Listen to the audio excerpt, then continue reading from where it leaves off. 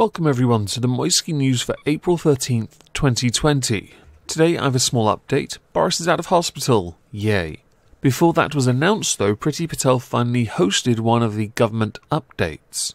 And I wanted to go through some of that because it was quite interesting. First, when reading from a script, turns out she didn't have the thought to be able to count on her own. Through the government's ongoing monitoring and testing programme, that as of 9 AM today, there have been 974,000 tests carried out across the UK. I have no idea what she was trying to say, but she said something 100,000 times twice.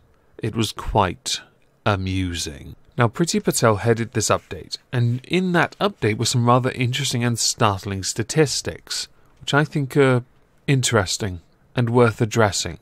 Some are new problems that have arisen, and some are old problems that have been festering. Senior officials have said that while crime has fallen by 21%, criminals themselves have adapted to exploit the crisis by turning to the internet to commit their crimes, most notably grooming children. On top of that, Britons have managed to con the taxpayer, courtesy of fraud, of £1.8 million. And that another crime on the rise, due to lockdown, is domestic violence, with 400 suspects arrested in the West Midlands in the last 2 weeks alone. With Priti Patel saying, fraudsters are exploiting coronavirus as a hook for new acquisitive crimes, with losses to victims already exceeding £1.8 million. The perpetrators of sickening online child abuse are seeking to exploit the fact that more and more young people and children are at home and online. And in the last week, the National Domestic Abuse Helpline reported a 120% increase in the number of calls it received in one 24-hour period. For the victims of these crimes, home is not the safe haven that it should be, and that is why I have been working with law enforcement, charities, schools, businesses and local councils. Our outstanding police will still be there for you. She was asked about when the restrictions would be lifted with regards to lockdown, but has made it quite clear she will not be drawn on that subject. Priti Patel has also said that she will be reviewing the police officers' powers to enforce lockdown, after the forces have been accused of being too heavy-handed administering justice. The argument to this is, if someone says it once, anywhere, a politician has to say that in response. For the most part, the police in the United Kingdom haven't been too heavy-handed at all. They've said they want to be, but they haven't actually done it.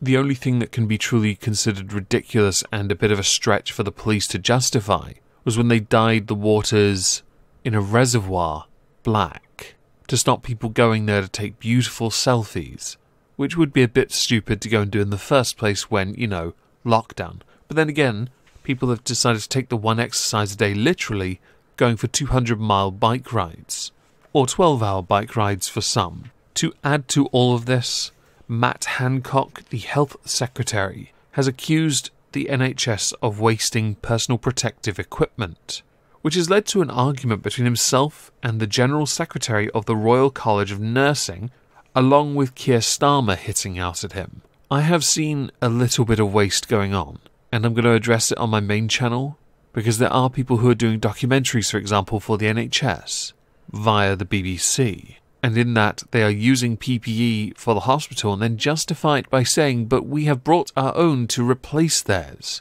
Right. How about you just give them the PPE and not bother with that in the first place? Because of the continued questions about the number of NHS staff that have died at the hands of coronavirus, Matt Hancock decided to reveal that 21 people of the 9,875 at the time, 21 of those were NHS workers that had died. Scientists recently announced that coronavirus can spread 13 feet from sufferers, which is, for those who don't know the maths, more than twice the 6 feet social distancing gap demanded by government.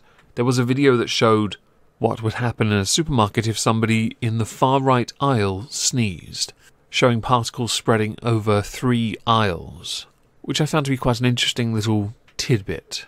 They have also said that isolating infected people at home is not a good strategy. Although since I've yet to see a better strategy, I'm not entirely sure where to go from there. Although, I will say this. I read the comments to my BitChute videos, and I find it very interesting on the main channel when I talk about coronavirus. The amount of conspiracy theory stuff I get in the comments is astonishing. The majority, in fact, just go with, but my 5G, it's them. It's all 5G because it mimics the symptoms. Right, yes. With what Priti Patel has said, announced, there is, by the way, going to be more help for those who are at home who are now victims of DV because of how this has all escalated and increased tensions and so on. I'm very much interested to know what you think, so please do let me know in the comments down below.